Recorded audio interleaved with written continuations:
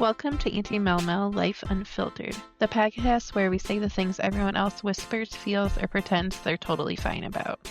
Around here, nothing is too awkward, too messy, or too, oh my god, did she really just say that? Yes, I did. This is your space for real talk, real stories, real emotions, and the kind of honesty that makes you laugh, cry, and heal a little. Sometimes all at once. So grab your drink, get comfy, and let's dive in. Because life's too short to sugarcoat it, and I'm not here to do that anyway. Welcome to Auntie Life Unfiltered. Let's get into it.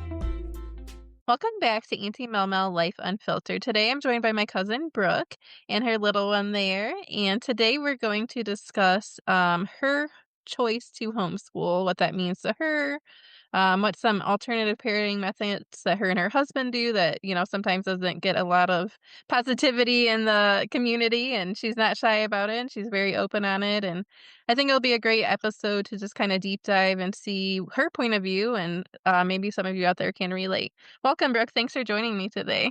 Well, thank you for having us. Absolutely. I'm excited. And what's this little one's name? This is Coraline.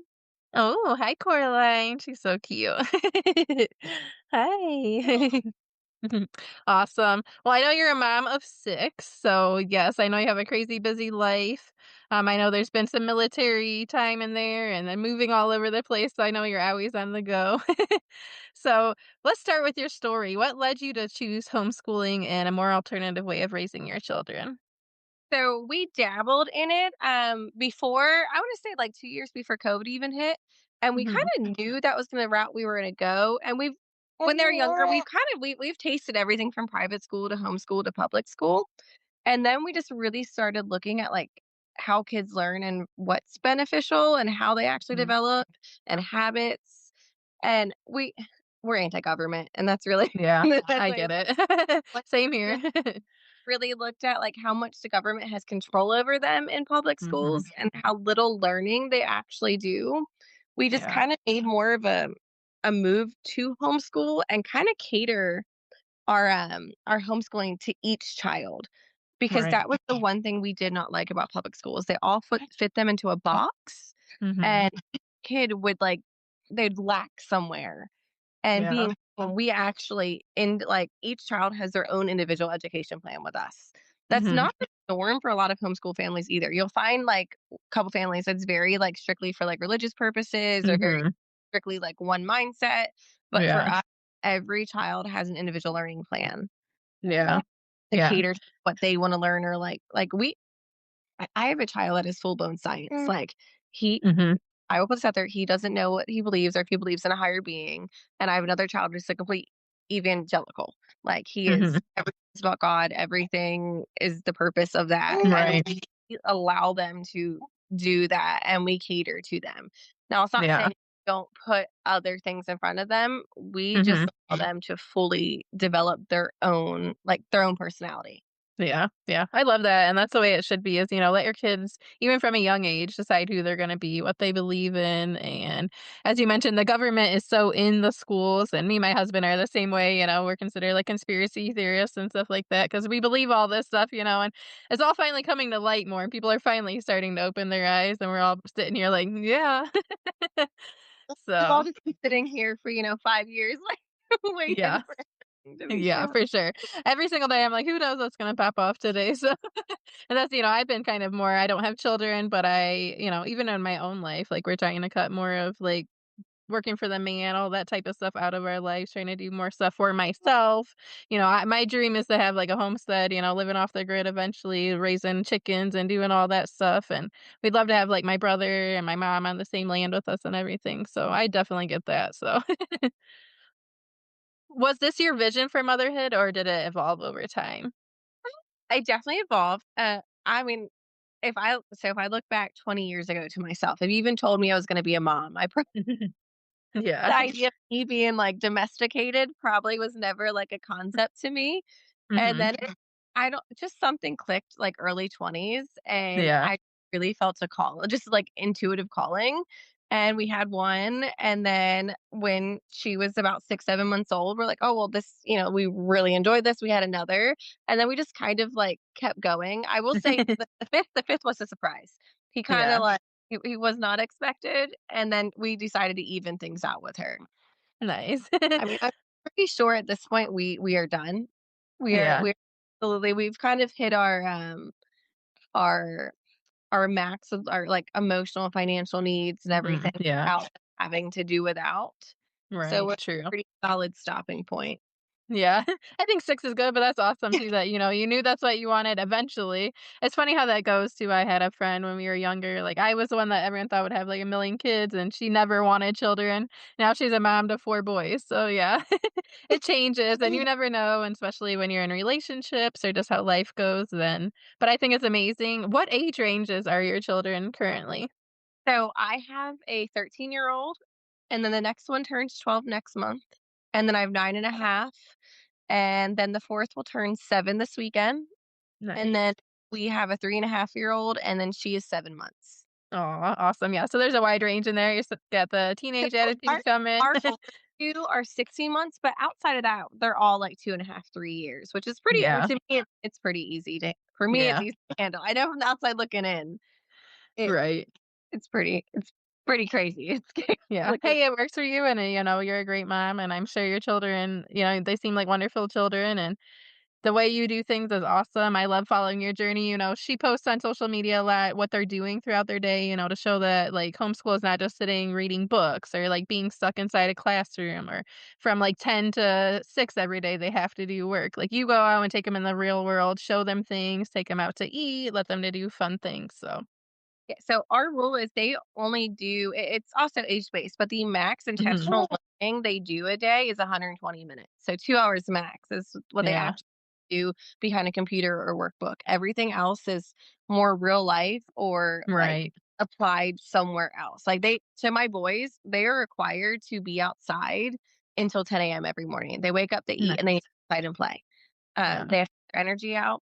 And it's not I don't want to say, like, boys and girls are inherently different, but from having 2 girls and 4 boys, biologically, there's definitely different learning needs Mm. in the way they sit down and focus. Mhm. Yeah, I could see that for sure, and that's another point, you have girls and boys, you get to see how they both are learning. I know one of your boys is also taking, like, college classes already, Yes. so, like, that's amazing, and that's really cool that you're able to cater to them individually.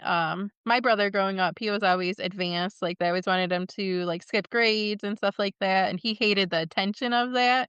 So, like, he purposely failed the tests that he was supposed to take to show how intelligent he was, and they said right there was a sign that he was so intelligent, but his oldest daughter, Ava, is just like him, and she is in 7th grade, and, yeah, she's already taken the, high school algebras and geometry and all that stuff. She's in, like, the advanced English and everything, so definitely I think you're like you said, in school, like, it's usually just one curriculum for the specific age range, and everybody learns differently, everybody is at a different level, so that's awesome that you're able to cater to their specific needs, so.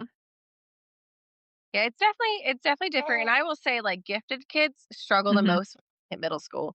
We noticed with him because they have enrichment because obviously we're in Alabama, so we are on the Yeah. bottom of the totem pole when it comes to public education. Here, their gifted services are like enrichment classes. They're not Mm. even Yeah. the like extended academics. And we ran into the problem with our third grader now. It's been a whole ordeal with him. He has Asperger's, Mhm. but he is still academically gifted when he wants to be.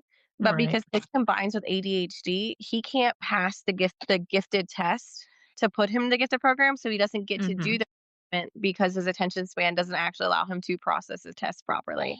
So that was another Right. element to bringing him home because we realized, okay, there's really no one given test or one bit that's actually going to put either kid where they need to be. Mhm. Yeah. Yeah, that makes a good point, and, having the different neurotypical things on top of everything else, they don't learn the same, and like you said, a lot of time, they're extremely intelligent and genius, but they need to have something they actually want to learn about or that are interested in, so and as you said, it's so important, like, they're all over the place, especially can't focus in that type of environment, so that is a good point to bring up. I know, um A lot of people nowadays, I think I've seen more people going to homeschool than schooling. Where I live, I think it's more of like a religious thing, kind of how you mentioned. That's how it's always been in my head, even in my small area. Like I live in a town of like 2,500 people. You have like take your tractor to school day type stuff.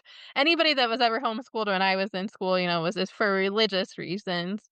Our school we have what's called like a LifeWise Academy that's strictly religious. They're all over our areas too that the parents can do instead of alternative learning. But yeah, I think it's so important that you show that, especially with your children, you're not forcing a type of religion on them. You're letting them make their own decision with that as well. I love that. That's how I feel. I think it should be each their own and nothing should be pushed on. You can show them things and give them resources and they can decide in their own time. So that's amazing as well. Yeah, we're definitely, I guess not the norm because it so do we teach core subjects? Absolutely, if they want to, but honestly, like, because I have a 13-year-old and Mhm. she's not your student. Like, she doesn't Right. enjoy learning. She doesn't have any, like, extrinsic motivation to learn. So Mhm. for her at this point, I mean, all we're doing is consumer math. Everything is gonna Right. be real world. If it's not gonna apply to her future, I don't make her learn it. I make her understand the concepts of algebra, like, Right. equation, like, to be able to balance them out, but past that, there's really no need for it. So it's just it's funny because I mean, you half the stuff you learn in school you're never going to use again. Yeah. And even Absolutely. now, like as me who was a gifted learner, I don't remember half the stuff I even learned in high school. And Right. my ability to learn now as an adult is even better than it was as a kid. So I feel like at Yeah. any point you can learn how to like read, you can learn how to do. Right.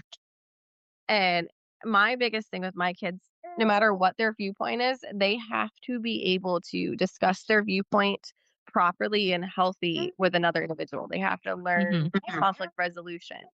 And to me, Right. that's more important than actually like being the smartest in the room. You have to have social skills. And Yeah. people always say homeschoolers, they're not socialized, when realistically, they are way more socialized than your average public school kid, because in public school, they're just stuck with kids their age. They are stuck Yeah. with the same mindset, the same immaturity. They don't really grow past them. They're not having conversations with adults on a daily basis. They're not really developing viewpoints. They're just being pushed the agenda around them. And Mhm. that's you grow up in a world where people get so one-sided, whether it's politically or religiously, where they just have their viewpoint and they don't either one know how to discuss it or two, they're not open to a different Right. opinion. Yeah, for sure. I can tell you right now, as an adult, my opinion politically and religiously has changed multiple times since I've been 20. And it's Mhm. been because I've been open minded. It's because I've been Right. able to listen to others. There's a few hard stances that will never change, but realistically, politically, and religiously, I will always consider open mind whatever someone puts in front of me. Yeah, I agree. I'm the same way, and I think to each their own, and you do change. As you said, when you're younger, you may think a different way, and as you get older, things change with experience, life experiences, things that you've gone through. And yeah, that was gonna be one of my questions that you already touched on was, people think that kids aren't socialized or that they're missing out from being around other kids. And I know with you specifically, like your kids are still in sports and all of those things, so they still get that interaction as well. But as you said, they're almost more socialized. Also, they're out with you in the real world every day, not just stuck in a building. So, like, if you have doctor's appointments or errands to the store and stuff like that, that's all real skills that they're learning versus, like you said, a lot of it, I don't even remember half the stuff I learned either. I was lucky to kind of go in that smaller school, so we still had like home ec and all those type of things. But I do agree that there's so much missing that should be taught in school. Like, I've never known how to do my own taxes or, what the importance of credit scores or any of that stuff when you're in school, the stuff that you actually need when you're an adult. So, Like the average person is not going to do anything past pre-algebra. The average yeah, person is doing past like ratio balances, what you'd use for normal cooking. But yeah, every single person needs to know how to do consumer math. We need to know how to buy a car. We should know yeah, how to all these hmm, things that we should know how to do that aren't taught. And I mean, I believe there's agendas behind them. Obviously, I could go on all day as to why they don't teach those, but right. it definitely doesn't I make agree sense. with that. Yeah. Do you think there's anything that your kids are missing from not being in a public or private school? Yeah, they're missing out on trauma. They're missing out Mm. on bullying. Yeah, that's true. Uh, they're missing out on having to give someone respect who doesn't give them respect in return. I mean, we've done public school, so it's not like we've been like opposed to it. We've tried it. My daughter's been bullied by a boy. We've been told boys will be boys. We've done it, and realistically, do I believe there's some homeschoolers that miss out? Yes. I think maybe the only thing is I feel as they reach high school years, like we don't have a debate team yet, which I would love for them to do. Right. We don't, Yeah. there's no homeschool robotics near us. Like, there's Yeah. certain maybe clubs in that Mhm. aspect. Maybe like your like dances like prom. They have Yeah. events around here like that. So I feel like that might be a hurdle we might discuss when they Mhm. get older. But outside of those extracurriculars, there's really nothing that they're missing out on at this point. Yeah, I love that, and you made a good point. They're missing out in a good way, all the bad things that come with being in a school. Like, I still am traumatized by things that happened to me in high school and middle school. Just thinking about my nieces, they're 12 and 11. They're Irish twins too. They're 10 months apart, so they're close like your oldest. But they, just thinking about them being in school, like, makes me upset a lot of times because I just think about, like, what I went through, like, I hope they never have to go through that, but unfortunately, they will and have, and, like, even my youngest niece, she's more of the hang out with the bad girls or the mean girls just to try to fit in, and, like, I saw it firsthand at one of her birthday parties. She invited all these girls, and they were in her room. They locked her out of her room, were, like, keeping her. I went straight up to her. I'm like, "You're the bitch of this house." I'm like, "I know that sounds mean." I'm like, "But this is your house. Like, you can't let them treat you like that, you know?" The oldest one's, like, yelling at us, like, "Hey," like, "These kids are being mean." She's the tattletale one and everything, but yeah, so Yeah, but the yeah. the other thing is we've noticed also, like, the way, like, middle school and high school, how they push relationships on kids and Mhm. Oh, those yeah. aspects. I mean, my oldest, bless her heart, she's feisty. She Mhm. is all about her friends, and we've had a couple boys in our neighborhood show some interest, and granted, they probably weren't from the right crowd, and she's screaming, Right. "Hey, get away from me," to the point where they've catcalled her, and Yeah. she's turned around and thrown her sneaker in their face, and their dads will Nice. come out and try to say something. I'm like, don't even try.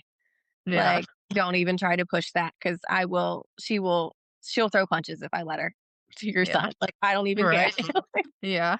That's how I think, stand up for yourself. Like, the bullies is such a horrible thing. Unfortunately, just this week in our area, she was 18-year-old and she was bullied and all of those things. And she walked into the cafeteria and took her own life in front of all Oh the my other goodness. kids. So just that too, that aspect of being in a school nowadays, like you never know when something like that is going to pop off or, unfortunately a mass shooting or something. It's so scary to even think about it. I can't imagine being a parent these days. Like me and my husband wish we had our children, but we also sometimes thankful because this world is so scary and there's so many things that could happen on a daily basis. So.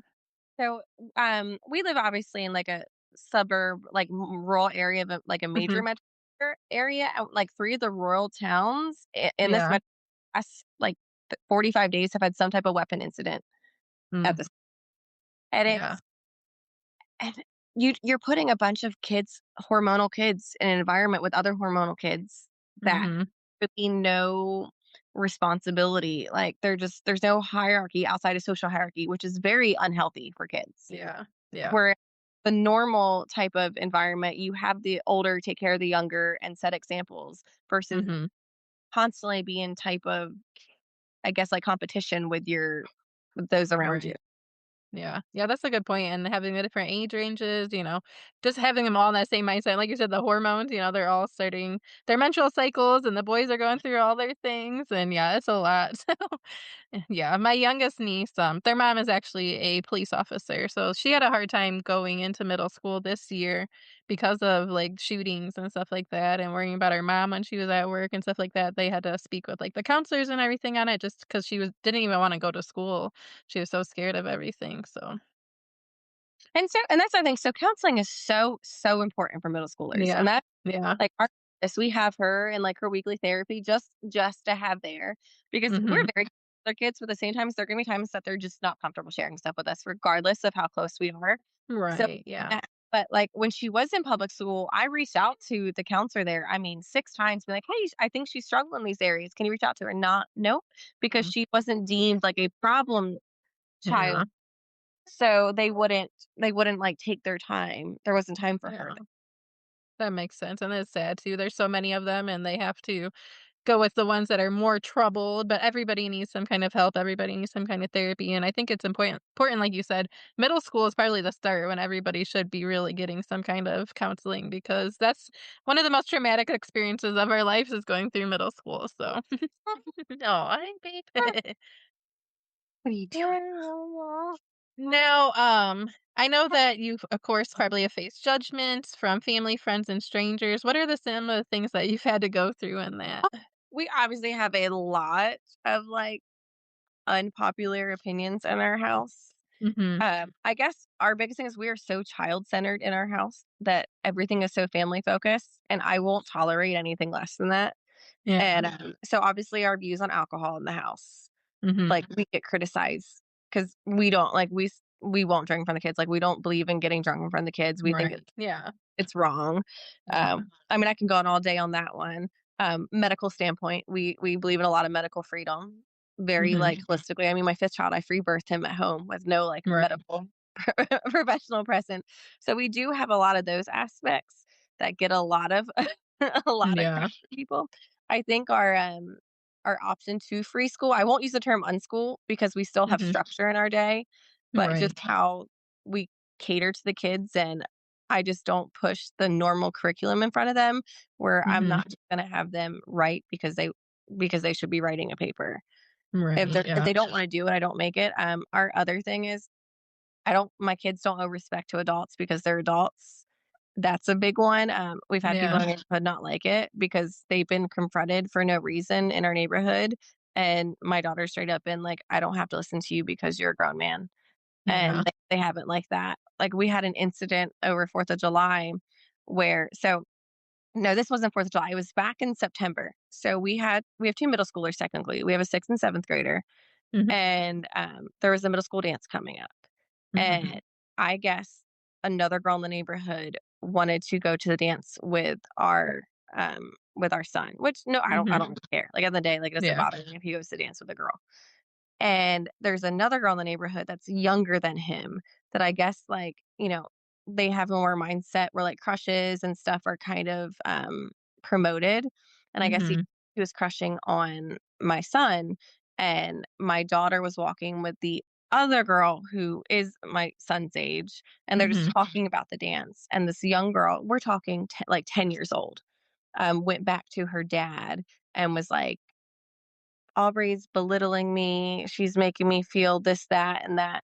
And Oh, someone jeez. who had a little bit too much to drink got in my daughter's face and started yelling at her. Mhm. I was like 37 weeks pregnant and I waddled down there. And it was this Yeah. whole ordeal because another neighbor dad walked in, was calling my daughter a brat and like, you need to like be respect. And here she is being like, no, I don't. Like, I didn't do anything to you. You came in, Yeah. yelled at me for no reason. I'm not gonna listen to what you say. Yeah. And so we kind of got shunned in the neighborhood that aspect because I'm Yeah. I don't let them be walked over by adults. And my kids aren't disrespectful in really any nature. I mean, Sure. my Yeah. 2 oldest listen fairly well, but, Mhm. we don't get me wrong, we have issues with the 3rd sometimes, but for the most Yeah. part, they're very respectful. What's up, bud? Yes, just keep her on the leash. Okay. Cute.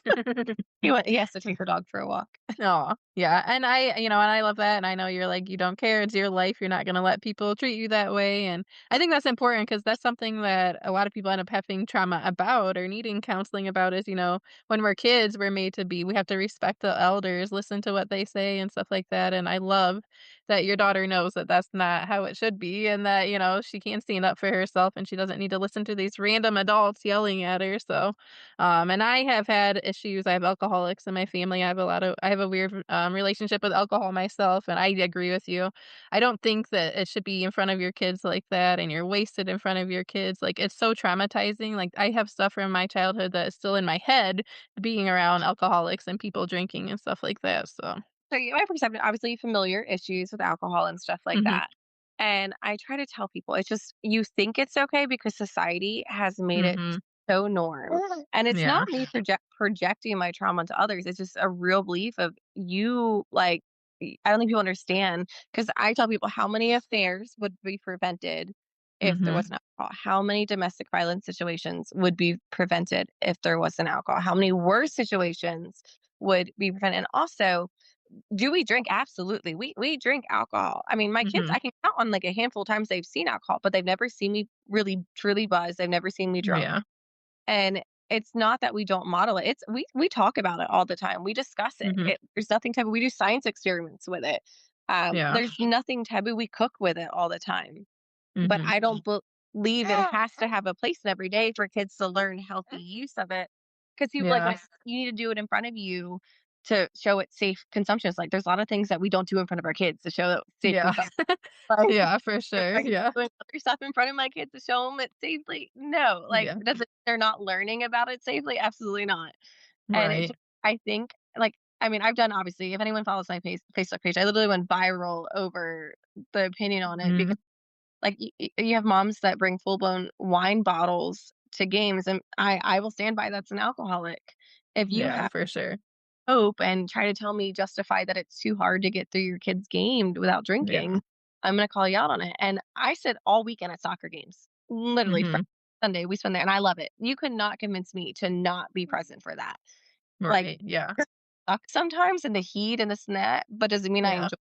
Absolutely not. Like, I will sit there, and I mean, I'm upset when the games are done for the day. Like, I wanna see Right. play. Yeah. Wrestling's a different story. My anxiety is completely on it when we're doing wrestling. That's Yeah. kinda wanna sit in my seat. Not that I don't enjoy it, but that is definitely a little bit more anxiety bearing for me than just soccer. Oh, yeah, for sure. I can see that. Anxiety or wrestling, there's a lot to it. You can get hurt more, things can get crazy with wrestling. Then you got the wrestling parents, like, that's another aspect, all these, sport parents, I'm sure that's something you deal with a lot, and, yeah, I saw you go viral on that, I've always thought that too, like, you think that's okay to bring your Stanley full of alcohol everywhere you go? Obviously, you're an alcoholic, and I like that you say, you're not anti-alcohol, but there's things you should not do in front of your children. There's times and place for things. Like you can go out with your husband and have a drink or go out on the town and your kids are taken care of. Like that's fine. There's a time and place for everything. And I'm a big medical and recreational cannabis. I believe in that. And I try to break the stigma on that because people, like you said, it's so normal for alcohol to be okay. But if somebody uses a plant, they're looked down on because, they're using something like that. So I agree with you there. Like there's so much in alcohol, it's just the norm and it shouldn't be that way. So And I try to tell people, like, even if you're trying to show proper consumption at home, or you're just both and your husband are sitting at dinner having wine, but you both still not buzzed. If emergency happens, your child hurts yeah. himself, you technically safely can't get your kid Right. True. um, can't. So Yeah. even if you're just at home having a good time and your kids are asleep and you're both drunk, that's still not appropriate. It's a No. really thing, and people assume it just because it happens one time that oh, we're not an alcoholic. But when realistically, when you're putting the safety of someone else at risk to do that, Mhm. that line kind of starts to blur a little bit. Absolutely, for sure. Yeah, there's definitely a time and place and make sure your kids are safe and that's a good point too. And I'm pushing 40 and I know people my age just still come home and drink every day and I'm like, that's an alcoholic. At this age, like we're not young going out on the town anymore and stuff like that. Like if you need to cope with that every single day, and it can be for any substance, cannabis, pharmaceuticals, anything, like if you need it every single day, all day, obviously you have a problem. So And I'm waiting for the day where I go like, and because obviously my Facebook is monetized. I do hmm like I'm reaching that more of the influencer status, and I'm waiting for the day for someone to share like a video or some type of story of me at like 16, 17, 18. I mean, I'll tell anybody I was wild, Right. like completely like out of control. So it's not that I, you know, some goody goody. Yeah, for sure. It's just, and then, but that's what people assume, right? Like I have six Yeah. kids, assume I'm coming from some super like culty religious background when it has Mhm. nothing to do with that. Yeah. It's growth, and it's either people wanna grow or not, and I'm a firm believer, whatever you model, your kids are gonna do it. What Mhm. if you're smoking, even if you tell your kids it's bad and yet you light it up in front of them, they're gonna do it. If you tell Yeah. your kids not to vape, the second they turn 18, if they've seen you do it their whole life, they're like, "Oh, I need to do it." And Right. Yeah. there's moderation comes in everything. We shouldn't just Mhm. teach alcohol moderation. We need to teach, like, moderation across life, and we do that every Absolutely. while, not. Yeah. And I think people think they don't realize that. They don't understand that moderation is a habit and a Mhm. lifestyle, not just something you do over like one object. Yeah, for sure. Absolutely. And that's so important. And as you said, you made a good point, your childhood and you growing up, you weren't just, a goody two shoes that came from like super religious, culty family. Like you have your past too. And I think that's beautiful. And that's what helps you want to parent the way you want to do and all the things you've been through. And almost every episode I have, it goes back to our experiences. We all have bad and good things we've done or went through. And that makes us who we are today and wanting to help other people and change the way that we see the world and how we want to parent or, do things in our own life. So, Yeah, it's if definitely one it's of def your yeah, go ahead. Sorry, go ahead. I do notice that, like, there's a big difference too, because when we have 6 kids, there's a big Mhm. difference between us and people that maybe have 1 or 2. Like, Yeah. it's a completely different life approach, and I don't think people because people I enjoy my kids, and I think people Right. just don't enjoy kids enough in general where they think it's, like, Mhm. their burden, so they think my life Yeah. must be miserable Yeah. because kids when realistically, I mean, we love it. Like, I much Yeah. rather soccer game than go out partying. Like, you Yeah, could for sure. Saturdays full of soccer games or Mhm. wrestling. "Okay, let's go. Let's Yeah. load the let's go." Yeah, yeah, I agree with you on that, and as a lost parent, that's something that's hard for me is seeing people complain about being parents, and I know it's not perfect, and I know it's not easy, and I give everyone a lot of credit, and I can't say that I understand fully, but I helped one of my best friends raise one of her babies till they're 6 years old, like, other parent, go to all of doctor's appointments, stay up all night. I've always taken care of kids since I was, like, 12 years old. I've always been a mother figure for a lot of people in my life, but that's something that's always bothered me as a lost parent when parents are like, "Ah, I have to do this," or, like, they treat it like it's such a horrible thing that they have to go to their kid's soccer game or they need to help them with their homework or something. There's people out there like me that want that and wish we had that, like, don't take that for granted, and I know it's not sunshine and rainbows, but you gotta remember, like, how important it is to be a parent, and that's your responsibility and your child, and it's on you to make sure that they grow up to be a decent human being, so I think a lot of it is a lot of people become avoidant in the topic Mhm, where they actually realize that we're having kids isn't checking the box and kinda especially when we look from, like, a public school perspective, we kinda grow up in this mindset, "We gotta get married, we gotta have kids." mhm, We're yeah, doing more to check a box versus pure joy, right, and, yeah, like, I have my kids because I want to, not because someone's telling me to, not because someone's forcing me to, but they are here because I want them here, mhm, and that's exactly, not the same for a lot of people, whether yeah, it's personal choices or religious preferences, they're kinda mhm, just parenthood, and I get it, it's like you said, it's not easy, yeah, but at the end of the day, like, people need to stop viewing as, "Oh, I just need to be a parent," like, enjoy your kids. yeah, In them truly because it really is such a short amount of time. Now, no when you for have sure. 6, not so much, like, I Yeah, never be empty nesters, but right, or 2, like, enjoy them. It is such a mhm, short amount of time. Because 'cause I'll tell you right now from having a teenager, a 13-year-old, our we're pretty much done parenting her, and I'm, like, yeah, mean that in the nicest way, like, we're not hounding her anymore, we're not waking her up in the morning. mhm, Half the time she's making her own lunch. She gets right, done her outside of taking her to dance and supporting her, she gets to go hang out with her friends at this point. Now, mhm, all we're doing is supporting positive behaviors and supporting positive right, the yeah, whole, like, "Do what I say" thing kinda starts backing away at this point. yeah, And I think this is where a lot of parents struggle too, 'cause as they start pulling away, they try to get more control when you mhm, let go. The yeah, 13, 18 is really when you have to let go so they can prepare for adulthood. This is your yeah. watch to make sure they can make the right choices before they're completely on their own. Yeah, yeah. Yeah, I think that's awesome and very important, This is the age where they have to start making their own decisions and deciding what they wanna do with their own life and the consequences that come with that. Of course, you're there and you're guiding them, but I think that's awesome that you do that because I can think back to times in my own childhood or friends. As you said, the parents start to lose that control or the kids start to go away, and that makes the kid rebel even more or, do things that they or even leave home and never come back or something like that, so, yeah. Like, our oldest, essentially, their curfew at nighttime is pretty much their age, so once they hit Mhm. 13, like, as long as she's in our neighborhood hanging with a friend, I know where she's at, she's a friend's house, um, Right. please let me know. We are also a no sleepover family. There's Right, yeah. 2 people that she actually stay the night at their house, but Mhm. she can stay awake, she can hang out as long as she's within our neighborhood, and we're phone call Yeah, away her up when she's done.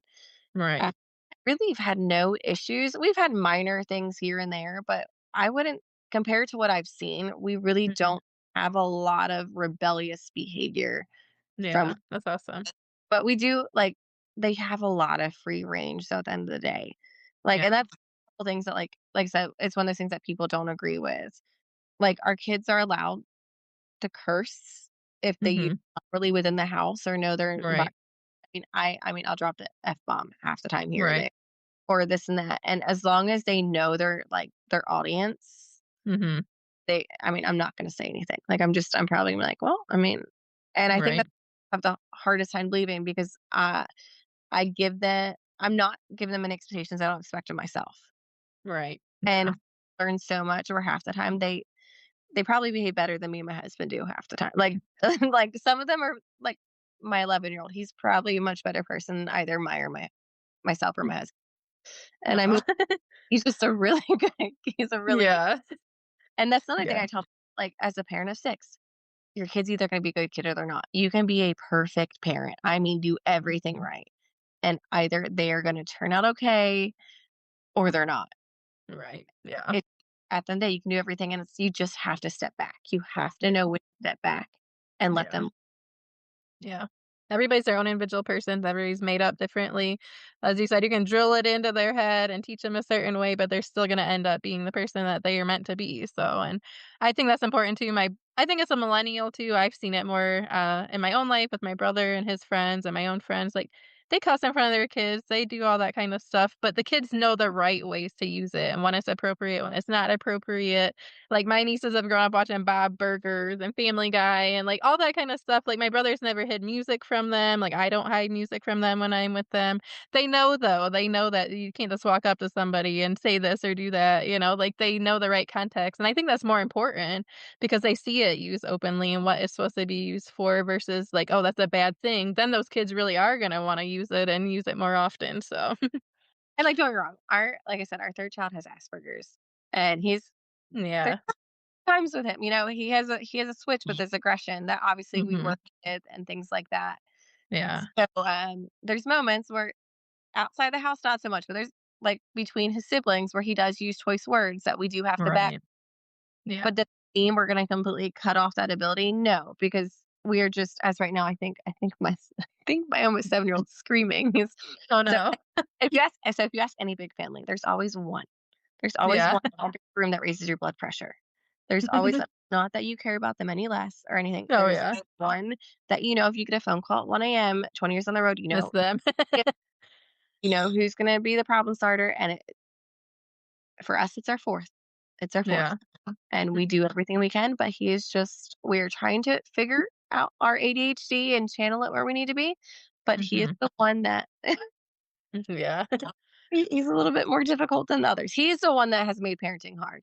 He is the one that Right. just, research other avenues and figure, okay, maybe we don't have this whole parenting thing in the bag.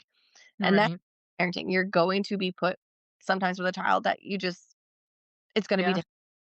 And Yeah. you have to be open minded and just realize that your way probably isn't right.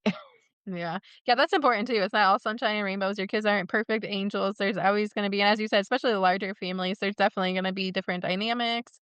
I think maybe the middle child thing is always something there too. Anybody I've known that's been that middle section of children has always kind of been the more rebellious type one. So I see that a lot with my friends and stuff too. So Yeah, we have the middles. We have the 2 mhm. middles. The older middle, he I don't know, he's just different in nature, but definitely the 4th. The young Mhm. he definitely has middle child syndrome in the aspect of always seeking attention even though he gets attention. And Right. I think he'll get better as he gets older because our Yeah. older very heavily involved in sports. And Mhm. that's Yeah. the exception people think because we have 6 kids that they don't get enough or they don't get enough attention or enough of even of Right.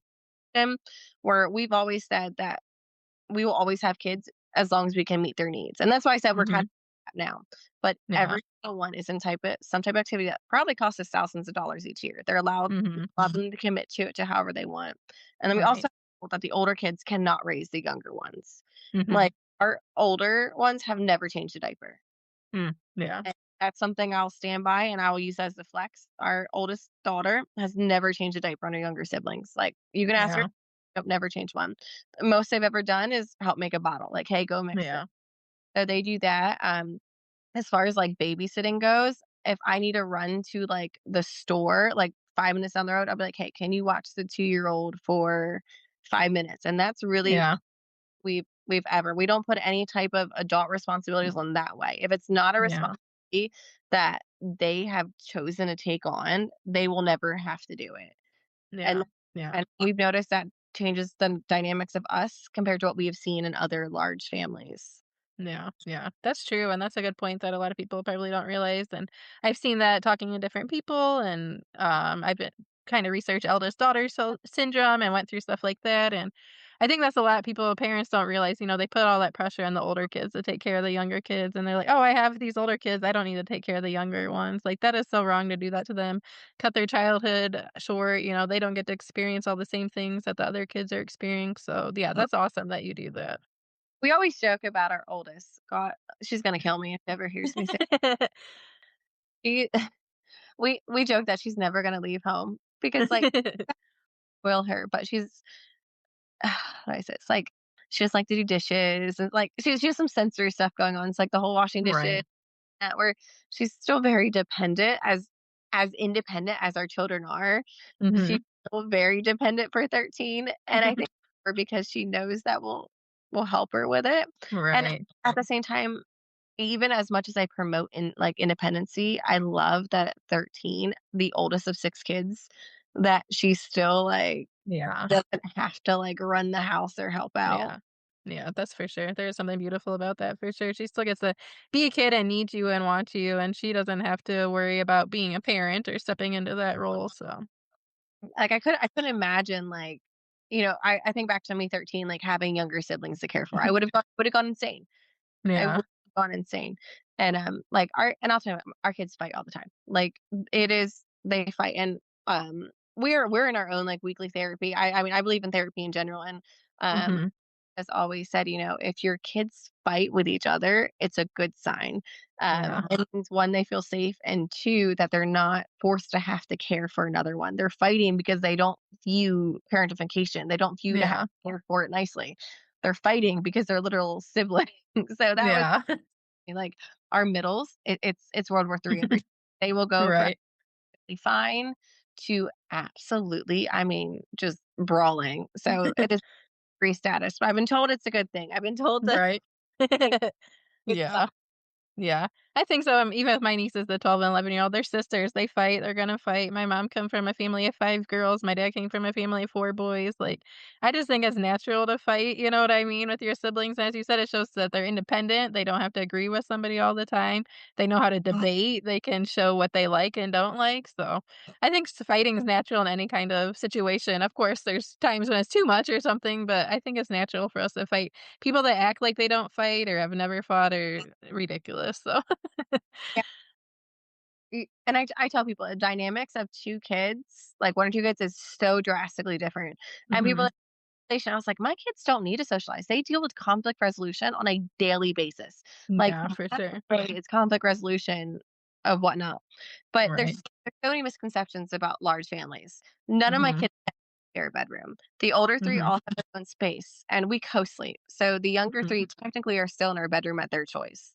Yeah. So there's no, like, 5 kids to a room, like and I get Yeah, I see the perception because this in this economy, it's very difficult. And for I mean sure. we are blessed and privileged and comfortable, but I still don't think we're where we wanna be because 'cause we're renting right now. Obviously, we wanna buy in the future too, and I can see where that perception of, "Man, 6 kids, like, that Yeah. how are they doing it?" It's hard. Like, I'll tell you, like, Right. essentially, like, our food bill is almost twice as our rent sometimes, some I months. bet, yeah. Yeah, I can imagine. That's another thing, too, is really I like that you and your husband think about it and we're thoughtful about it when having children, There's so many people that just keep popping out kids and like, "Oh, well, like the government will take care of them or something. They don't even care how or that child's gonna eat or how they're gonna survive or where they're gonna live or things like that, so Yeah, it's definitely crazy because like, we've obviously hit hardships. We lost our house in Florida due to a layoff. We went through a foreclosure Mhm. process, and so we're renting now. We've faced a dip, Mhm. but never to a point where I feel like it was catastrophic.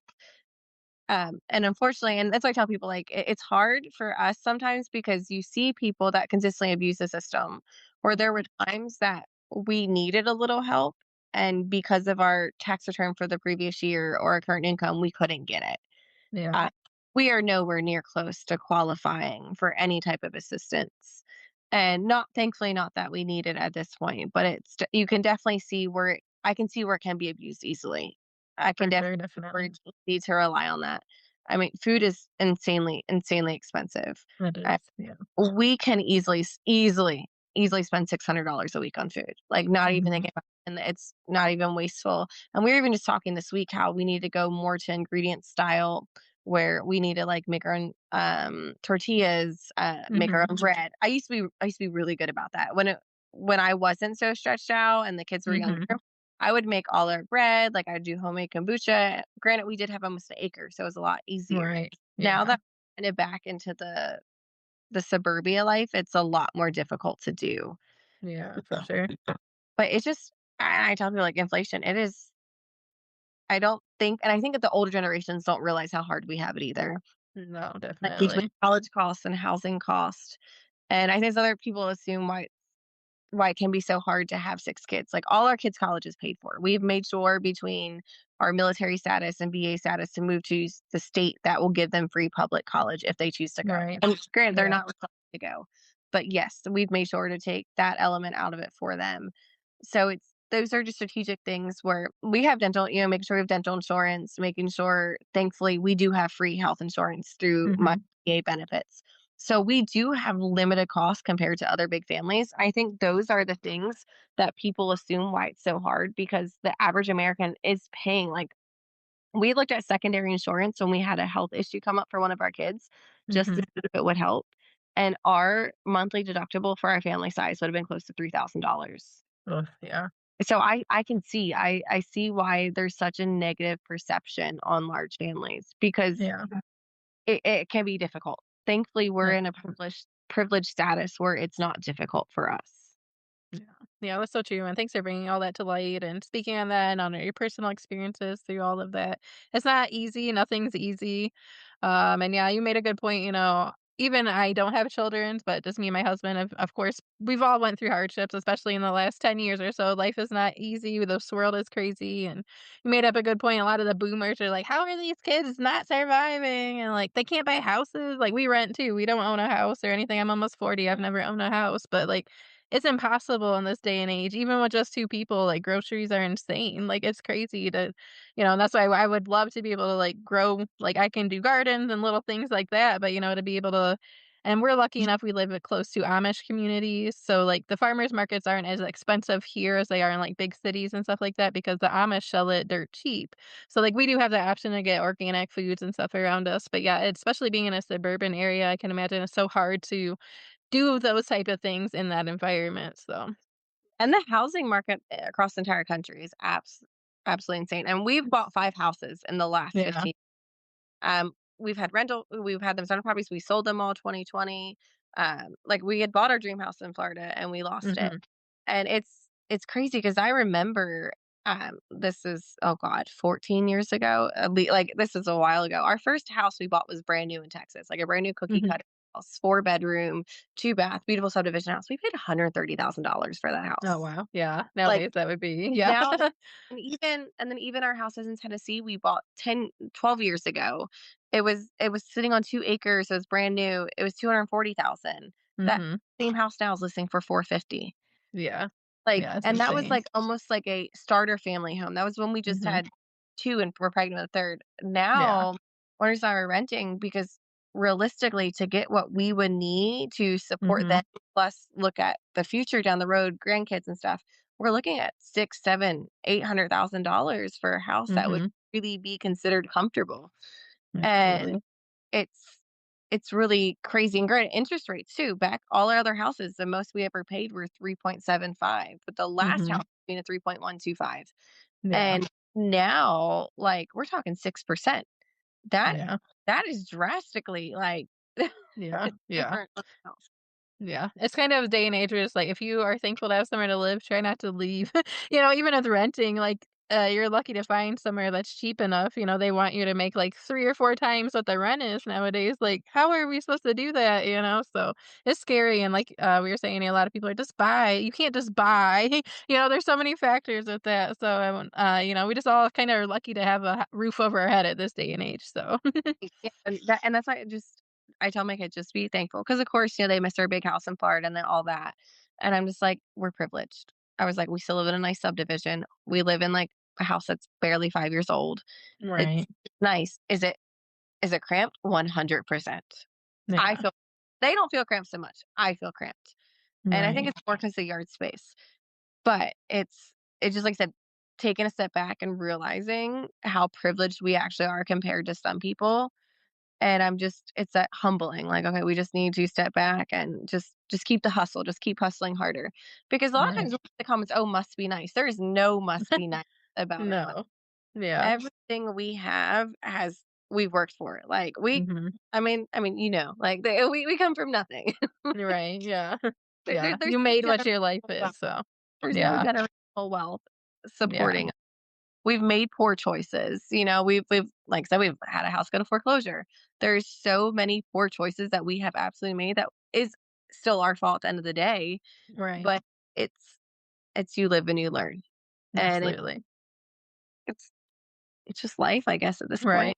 Yeah, that's how I feel too, so many people think they have to have this perfect life or cookie cutter life and they hide all that stuff. Like, no, we all make dumb choices. We all go through money problems. We all go through life problems. It's just natural. So, but it's just wanting to have that drive to keep going and try your hardest for your family. So, And I think the other part is I don't know if stubborn's the right word, but, like, my expectation wise, especially as my marriage has developed over the last 15 years through ups and downs and setting expectations and boundaries, and I wouldn't be able to have the capacity to raise 6 kids if I didn't set proper boundaries to get to where we're mhm. at, because I'll figure it out. My husband will tell you, my after, it's taken us years to get to this mindset. Right. But he'll tell you, "I don't serve the house. I don't serve him during the day. I stay at home solely to raise our kids. I keep them Right. during the day. I homeschool. I take care of them, Mhm. and that is my job. If I can Right. pick up after them, cool. Like, that's great, but that is not Yeah. my if dinner's on the table when he gets home, cool. But he gets home, the work hat's up, and it is straight both responsibility. He's doing Yeah. laundry, I'm doing dishes. Absolutely. They're Yeah. the actual contributions and responsibility of the house are completely shared at this point. Yeah. And I think that's a lot of women can get resentful. I've been in that position to feel like, Mhm. okay, I'm doing all this for what? Like to be a Yeah. maid, to be a nanny. And it's taken years of just really looking inside for both of us to be like, okay, Mhm. why isn't he doing dishes? So, and I think a lot of marriages need to take a step back and be like, yeah, I'm staying home, but if I was working, we'd be out money on daycare. We Right. then Yeah. would be even more stressed trying to balance schedules and do all that. We've Mhm. tried both working at the same time, and it did not work. Yeah. It didn't even come close to benefiting Yeah. us how me staying home does. Right. Yeah. And I Absolutely. think that's something I tell people, like, you gotta take a step back and look at all avenues of your life. If Mhm. you're stressed and overwhelmed, I guarantee there's someone in that house that's not pulling their weight. Yeah. For sure. There's Yeah. there's someone because like and we have big contributions in our house. The kids do their chores great. Like our Mhm. our 9-year-old, he loves having his friends come in the house. I can walk out in the morning. He'll have the whole living room vacuumed and swept. Oldest will have dishes done. Like to them, it's just every day. They have no Right. issue helping me do stuff. And Yeah. it's Yeah. is our house messy? Oh my God, 100%. Like, don't even like ask to see my clothes pile. I did a whole video last week showing like what purge is like. There's I'm sure. absolute Yeah. of house where it's messy. But Mhm. it's really not as like, to me, like, our life isn't hard in that aspect. Our whole Right. day is just, like, from time we wake up till, like, evening activities, it flows really, like, smoothly. Like, it is very Yeah. relaxed, peaceful. Right. Yeah. And that's awesome too. Like your kids know that's just life. Everyone chips in. And I think you said brought up a good point. A lot of women, especially if they chose to homeschool or be a stay-at-home wife or mom, they're looked down on upon or they're expected to do everything. Like, no, you're still a couple. You choose to have all these children together. Your job is taking care of the children and homeschooling. Keys may go outside of the house for work, but you still have to come together to get everything else done. So And people will be like, "Oh, you don't clean?" I'm like, "It's not that I don't clean during the day. If I get to it, I right. do. At nighttime, Yeah. I do." But he will like, if he comes home and there's dishes full in the sink and I say, "Hey, I'm going to bed." There's no Yeah. questions. Like, I can say, "My cup is empty. I'm gonna go lay down." Right. Yeah. Like, it That's can so be 8 o'clock, important. and granted, like I said, it has taken years. We've been married Mhm. almost 15 years. So, there's moments where, like, anything there's been tragic ups and downs. Mhm. That is something I've learned that is natural, and either you choose to work through it or not. Yep. And the one thing I've learned about marriage, there's gonna come a time where one of you wants to walk away. It's gonna Yeah, happen. for As sure. long as both of you don't wanna walk away at the same time, you can keep going. Yeah, I And agree, that and I just yeah, just for sure. Yeah. I just talked to somebody about that a little bit too, is like, especially our age bracket and in this day and age, you see so many people get divorced quickly. Like, I've known people that were together for a couple of years and they get married and then they're divorced, a month later. It's because they don't choose to like work together. There's always hard up and downs. Like, my relationship is far from perfect. We've went through a lot of hard things that would break other people. And there have been moments where you're both like, what the hell? But if you choose to work together and grow together, that's what's important. People just give up too easily and don't even try and just think that it's supposed to be this sunshine and rainbows. But no, you're a team. You have to put yourself together. I had a couple on here, Margaret and Byron. They've been together for 28 years, and they have a podcast called Beyond I Do, and that's what it's all about. Is like working together. You guys are a unit. Like, your family is the most important thing, and you have to put each other's thoughts and considerations into everything that you do and be a team. It's not just, mom has to do everything. So, because so obviously we had 6 kids, and there mhm, was time in our like, I was in complete burnout. mhm, Completely, slowly, especially this last pregnancy was a very difficult pregnancy when usually my pregnancies aren't. mhm, And now, we're finding our new normal with a 6th kid now, where it does yeah, he works from home every single morning, and I get up and I go to the gym every morning at 5:15, or at least try to. mhm, And yeah, I come home and he's taking care of her. He always does bedtime with her. And it's mhm, things where you have to find actual partnership. for sure. No one's worth is more than others because one person works out the side of the house or someone works Mhm, inside. And yeah, I think we put so much emphasis on that financial aspect, and we mhm, don't realize how much the house actually relies on that emotional and mhm, physical standing from being home and actually running it. yeah, Yeah, you can pay the absolutely. bills all you want, or obviously now we're at the point where me and my husband joke and, we talk about, stuff we've seen online, this and that, where, I'll have friends, we talked about it and their husband like, well, you stay home all day. What do? You're here, this more to show for it. And my comment is that, well, if that's the case, if they're working 40 hours a week, there's other men that work 40 hours a week that make $1 million a year. So why can't they do that? Yeah, for And sure. Yeah. like, if you wanna compare, we can always compare all day. It's either Oh, yeah. we sit here and work as a team Mhm, or not, and obviously, have a way more feministic, like, mindset to things. It to me is a very more progressive aspect, and I think people assume because I have 6 kids and I stayed home, there's this very conservative approach to it, and it's not. right. Like, Yeah. I'll take it to my grave, like, I will believe in, like, dual partnership all day long. Like, I am not Mhm, be some domesticated housewife. yeah. It's not gonna happen. I will bake and I'll Right. cook, love it, but don't put the expectation on me to do it. Mhm. Yeah, that's how I feel is and I like doing wifey things, that's just who I am, I've always wanted to be that, but the same, not expectations, don't expect me, then I'm definitely not gonna do it, it's me wanting to show you, like, that's part of my love language is, like, acts of service and stuff like that, but, yeah, like, don't put that pressure, like, expect me to, hell no, then I definitely won't, so and you Like, made don't another good tell point me about to. the yeah, the burnout thing, like, burnout is real. And everybody needs to have their alone time and do their own things no matter what your work situation is, what your life situation is. You cannot pour from the empty cup, and everybody needs to pull their part. So, definitely. Well, this has been awesome. Thank you so much for sharing insight inside of your crazy, amazing life. I know it's probably not easy, and you are shining, and your kids shine. And as you said, it's not all sunshine and rainbows. There's always going to be the dark times and the things that you go through. And I just think it's awesome that you guys are able to, work as that unit and know what you want for your children. And I think that's the most important thing. And I think it's starting to break a little bit with our generations and stuff like that, all those generational curses, all the way things life is supposed to be cookie cutter, like we said, white picket fence, get married, have babies, work the 9 to 5. Like, no.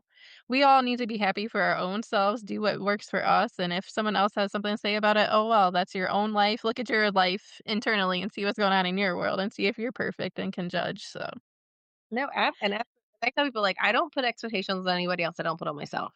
yeah, exactly. Yeah. Well, before we wrap up, I always just like to do some fun questions just to get to know you a little bit more. So, are you a coffee or an energy drink person? So, if okay, so I'm a loaded tea person. I don't know if you know what loaded teas are. I I think I've heard of them. Yeah, I think we have Yeah, them at one of our shops. So, so I will take a loaded tea any day. But I do take coffee every morning, and because I hmm do, like, full, like, 20 grams of protein and collagen. right. So, Yeah. if I don't get my coffee or my collagen, it's loaded tea. You could give me loaded tea every morning. Like, Yeah. you and a Brook, give me a loaded tea every single morning. Right. What is your favorite family meal to make? Like, as far as the dish itself, Yeah, or any favorite food that's something you guys all enjoy our together. biggest thing is burrito tacos. Oh, It is nice. like Okay. it's a crock pot meal, and it's every Tuesday we have it. Good hmm old Al has a huge roast of it, and I mean, I think I posted a video yesterday of us eating it because we had it a day late on Oh, Wednesday, yeah. and, Yeah. yeah, burrito tacos any day. It's one meal everybody will eat, and it's cheap. Yummy. Yeah, for sure, definitely.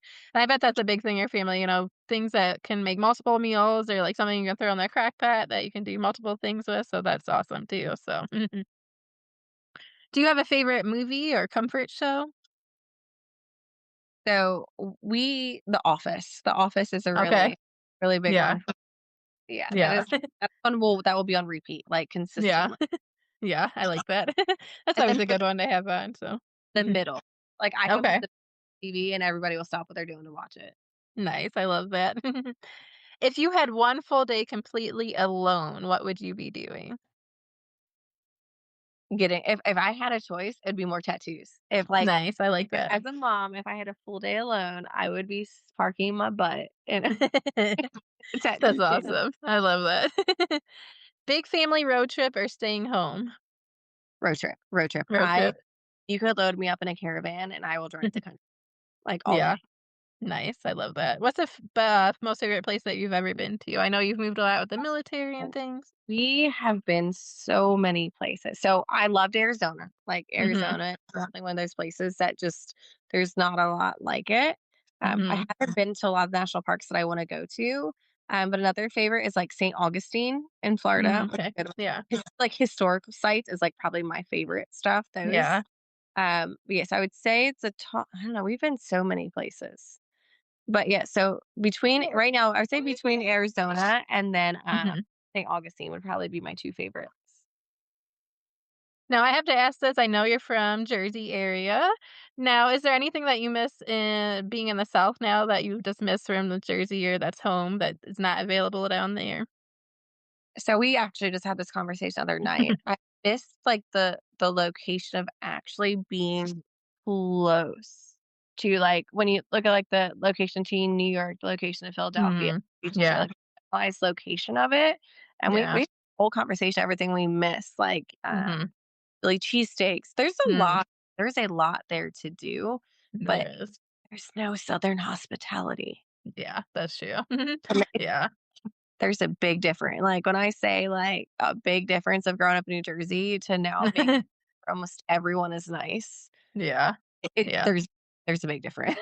I could see that for sure. I've always wanted to live in the South and just being around Jersey family members and going out there and stuff. Yeah, that Jersey attitude is real, and you're not gonna get the big fun family friendliness like the Southern ladies will give you. So you might run into an Italian lady that has some of that, but she's still gonna be feisty with you. So Ah, yeah, and Philly cheesesteaks are one of my favorite foods, and it's so hard. I live in Ohio to get an authentic one. Like, people don't understand, like, what an authentic cheesesteak is, so yeah. yeah. Well, thank you again for joining me. This Yeah, has been awesome. I absolutely. appreciate it. This conversation right here is exactly why I do the podcast. Real life, real choices, and no pretending that there's only one right way to live or raise a family. Brooke, thank you for being open, honest, and willing to go there today. I know this is going to resonate with so many people, whether they agree, question, or are just curious. And to everyone listening, remember life doesn't have to look like anybody else's version. Do what's right for you and enjoy. Stay real, stay filtered, and I love you all. Talk to you later. All right, friends, that's a wrap on today's episode of Auntie Mel Life Unfiltered. Thank you for spending this time with me and stepping into the real, the raw, the messy, and the magical, because we don't do surface level here. If this episode hit home, made you laugh, or helped you feel a little less alone, go ahead and follow the podcast and share it with someone who might need it too. And remember, you are never too much, never too little, and never alone on this wild ride. I'll meet you back here next time for more truth, more feels, and more unfiltered goodness. This is Auntie Mel signing off. Stay real, stay kind, and stay unfiltered. Thanks for hanging out with me today. This is Auntie Mel. If this episode made you laugh, think, or feel a little less alone, please subscribe, like, and leave a comment. Sharing it really helps this community grow. You can also find me on Facebook, Instagram, Spotify, and right here on YouTube. I'll see you in the next episode of Life Unfiltered.